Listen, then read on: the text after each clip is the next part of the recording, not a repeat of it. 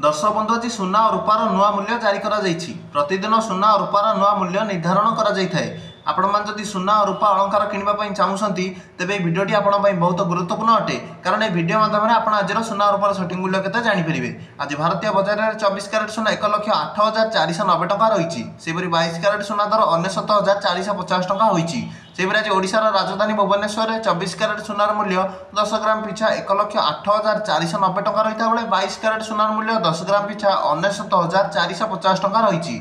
सेपरी आज नुआदिल्ली में 24 क्यारेट सुना 1,08,620 टଙ୍କା रही बेले 22 क्यारेट सुनार मूल्य 10 ग्राम पिछा 99,600 टଙ୍କା रही। सेहीपरि भाव आज मुंबई में 24 क्यारेट सुनार मूल्य 10 ग्राम पिछा 1,08,490 टଙ୍କା रही बेले 22 क्यारेट सुनार मूल्य 98,650 टଙ୍କା रही। सेहीपरि आज चेन्नई में 24 क्यारेट सुना 1,09,150 टଙ୍କା रही बेले 22 क्यारेट सुनार मूल्य 10 ग्राम पिछा 1,50,000 टଙ୍କା रही।